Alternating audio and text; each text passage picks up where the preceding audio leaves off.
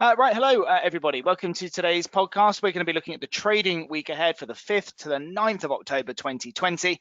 My name is Adrian Boothie. I'm the head of trading here at Trendsignal, and as ever, I'm joined with our chief analyst, Jerry Miller, to help take us through and understand what's going on for the events this week. Jerry, are you there? I am. Hi, Adrian. Good, excellent. Well, Jerry, why don't you kick us off with, well, what don't we know yet? What's coming up? What are the events to get our teeth into this week? Well, it's usual after non-farm payroll week, which is always the first Friday of the new month, that the calendar is a little bit thin on the ground, certainly for economic releases. But fortunately, Trump has paid to it being a quiet week. Is what can be described as his carelessness at getting infected with COVID-19, along with others in his administration, I think means this week is going to be a little bit choppy, I'd say. He's expected to leave hospital today. If he doesn't, the markets come down. If he does, they go up, all this stuff. So, but every day is key, really, for Trump now, winning his second term. So I think he's going to move heaven and earth to try and get out of hospital. But maybe he should have moved heaven and earth to make sure didn't get it in the first place, Adrian.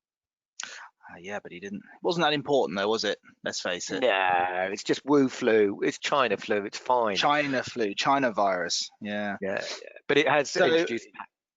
Yeah, exactly. It's creating volatility, and we certainly saw a big helping of that on Friday. So if that's any indication to go by, with Trump coming and going, we've got the US sort of vice president debate this week. So I think we can expect some more volatility as well. So I think it's going to make for an interesting week for us. Yeah, I'd say. I mean, I'm not sure how important the vice presidential debate that happens in Utah on Wednesday is. But it provides a bit of entertainment, and I think the major sort of analysis of these debates is that they rarely do they affect the outcome of the election. The only time it has done was when poor old Jimmy Carter lost an 8-point lead in the last month. But I think that was partly to do with the Iran hostage scenario that was being negotiated at the time. I wonder if Trump being unwell with COVID-19 makes people think that the choice of vice president is even more important than ever. Well, there you go. It does add a little extra spice, because of course he becomes the president if anything happens. And this is who is it the debate with? Is it Pence? No, am I getting that right? Yeah, it's with Mike Pence. Yeah, Mike Pence, and he's a bit of a yes man. Whereas Kamala Harris, Joe Biden's running mate, she's a very bright cookie. Doesn't mean a bright cookie is very good at debating, but it depends how well she handles it under pressure. But she's a pretty successful businesswoman. I think she's a lawyer and also very successful as a politician from California. So I suspect it'll be more interesting, this one. It was, when you think about what happened last Tuesday, Adrian, I mean, that was just so unpresidential behavior, really, where Trump interrupted Biden 76 times in a 90-minute debate. I mean, that's actually staggering. You think, that's once a minute. That's incredible. It just makes for crap watching, and it's just it's an appalling advert for democracy in the US as well. I mean, more sort of petulant behavior, really, isn't it?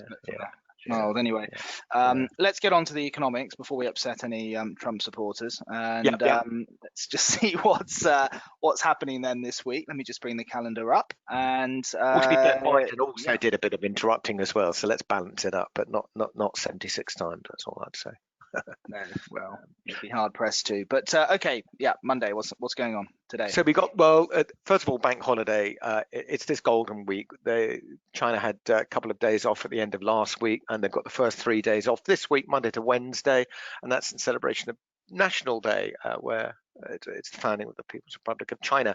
So that's all quiet. But the first real bit of data is that ISM non-manufacturing PMI number, Adrian. Yeah. Which is non-manufacturing equals services. That's what we call it in Europe and the UK.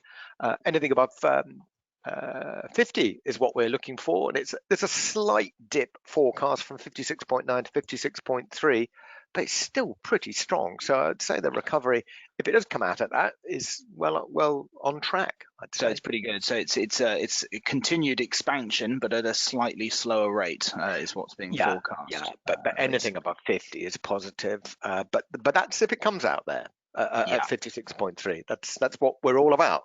Is it going to meet people's as ever, the more of a separation from forecast, the more likely the impact on currencies is likely to be. So, being a high impact item there, traders will definitely have their pencils sharpened for that today. Is probably the main piece of data today.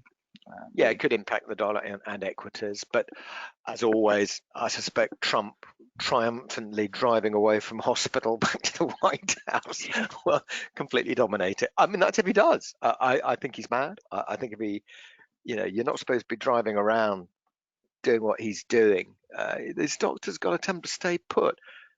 This can affect him. I think, wasn't it Johnson went into hospital 9 days after getting infected? The guy's 74 and he's clinically obese. He should do what his doctors say. God, I don't think he does what anyone says. No, he doesn't. No, Why would this be any different? Anyway. No, you're quite right. Bizarre. Tuesday, let's get back to get on track again. We got the Reserve Bank of Australia, so their monthly policy meeting. Definitely not expecting anything there. Rates at 0.25%, expected to remain so. We'll find out about that by the time we wake up on Tuesday morning. The effect will have taken place with the Aussie, all the Aussie pairs. Then for Tuesday, the rest of the day, we've got Christine Lagarde. She's chairperson of the European Central Bank, speaking twice on Tuesday, both online, so she can probably do it from her own house. Doesn't have to go anywhere. Whether she is or not, I'm not sure. So we tend to listen to what these governors and members of central banks are saying, because sometimes they do let slip something to do with monetary policy, which is, after all, what affects all our markets, Adrian. Currencies go up and down on the back of changes in interest rates, changes in opinion about interest rates, and policy changes to be or that are taking place. So that's what drives those markets. So we have to listen, even if she's talking twice. We've got the Tory party conference, the 4-day event that ends on Tuesday with Boris Johnson's speech. Do you know, it's been a complete non-starter this year, all these conferences. We've had the Labour one and the Liberal Democrat one, if you didn't notice, and a lot of people haven't done. And I just think it's just like sort of almost been interviewed online.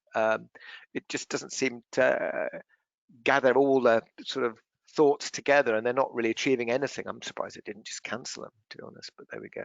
And then in the afternoon, you got Jay Powell, so chairman of the Federal Reserve. He's speaking about the US economic outlook, which is a pretty tough one ahead of the US election, to be honest, but because it all could change. What he's talking about could definitely affect the markets. So it's something that we'll have to follow quite closely, and it's middle of the afternoon on Tuesday, so watch this space, as they say. Yes. So Wednesday, a couple of bits there. We've got the FOMC meeting minutes coming in. Yeah, that's always pretty interesting. I'd say that's probably one of the key events of the week, really. What that is, Adrian, it's the minutes, or what we call the take on last FOMC meeting, and the reasons given. And one of the major events a couple of weeks ago was really the announcement that the Fed are tolerating higher inflation. And I hear you all saying, well, what's that got to do with us? Well, remember that part of the job of the Federal Reserve, as with any central bank, is to maintain price stability. And prices, really, think about it, that's what inflation is. It's all to do with our prices going up. And what the Fed are saying is they'll tolerate higher inflation, higher than what they're targeting. They're targeting 2%. If it goes above 2%, they won't react, or at least they won't react for 2, 3, 4 months. So what they're saying is inflation's been well below 2%. We don't mind it going above 2% for a few months. And that's how, and hopefully that's what they're going to explain. I've explained it for them, really. They don't even need to tell us. But dollar and US equities will be very sensitive to that news. Yeah, I guess the inference being that they're less likely to be raising rates in any hurry, perhaps not as quick as they might have done if inflation does really start to kick in. Correct. Yeah. I mean, there's a lot of ifs and buts there, aren't there? And we've just got this whole uncertainty ahead of us with the election and everything. So, yeah, definitely. I don't it just rules it out. So they're just saying they'll give it quite a lot of leeway. Yeah. Yeah. Yeah. Okay. We've got the vice presidential debate on. Well, it's what is it? 2 o'clock in the morning. We now Our know it's time, 2 o'clock. Wednesday Yeah. night. Yeah, but it's sort of more 9 p.m. Eastern time. So that's going on. I mean, it's usually not such a big affair, but it might be a bit more interesting as we discussed earlier. So we'll be keeping an ie out for that one. And Thursday, Jerry, we've got Bank of England again. So Bailey's. Yeah, but well, I don't know if he's spoken that. Well, again, he spoke last week, I guess, but he's speaking at this event, which is to do with failing banks or what happens, how the European Union deals with them. Normally when the Bank of England governor speaks, you'd expect it to have an effect on sterling, UK equities, gilts. That's the UK sovereign bonds. But really, it's only really to do with monetary policy unless he lets slip on something like that. But I wouldn't expect anything necessarily from this early morning on Thursday. Yes, quite. And then really finally, Jerry, we've got the unemployment claims in the States, which we've discussed, every week for. Well, that graph says it all, Adrian. Yeah, look at that. I mean, that basically is a graph of the massive jump in initial claims when COVID hit. So massive layoffs, the order of sort of 5.5 million a day. So these are the initial claims, but you can see that it's really flattening out a bit, which is a little bit worrying, and it sort of sums up perhaps what's going on. We've already seen the number of daily infections in the US starting to creep up again, and in New York it's getting quite worrying in quite a few suburbs. So I think they might be going into sort of a partial lockdown again in that particular state. So yeah, not really that encouraging in some respects for the future. But so initial weekly claims really they need to fall really more than what they are falling at the moment. I guess the thing with this is, I mean, we've seen the news in the UK over the weekend about Cineworld not reopening their cinemas in the UK and the US, and you kind of think, probably a lot of people thought that might have happened, a few months ago. It's probably inevitable, but in any case, it's been confirmed now, and those people will lose their jobs. I think something like 5,500, and I guess there's still companies that are trying to survive. Hold on, and then eventually, they just can't. I think it's tough, Adrian. I mean, it's a business that is actually quite a defensive play normally, the cinemas, because people will still go and watch a film even in a recession, but not when there's a global pandemic. Why are you going to sit in a dark room with people puffing away all around you? You don't know what you're going to get. And it's a tough business because they're likely to go bust if this isn't resolved in 6 months' time, because they've got a huge rent bill, no income. Sure, they can get rid of their staff, but they've still got a massive bill because they're in big locations, occupying a lot of space, and it costs them, Yeah, absolutely. Okay, I think that's pretty much it then for the week, Jerry. So what we'll quickly just cover off on is a few of our own events that we've got this week. So if you'd like to learn one of our trading strategies, a strategy that we teach our new students as they enroll on our training programs, we'd love to teach you one. And just to help you to take on these markets, you can use it for FX, indices and commodities. And October is statistically the most volatile month of the year. So let's make sure that you've got a good strategy to help you to profit and succeed from trading them. So if you'd like to learn this strategy, come along to this free webinar. You can go to bit.ly, so bit.ly/learnts, so bit.ly/learnts, or just go to trend-signal.com on our homepage there, get yourself booked in. We've got 3 live trading webinars this week.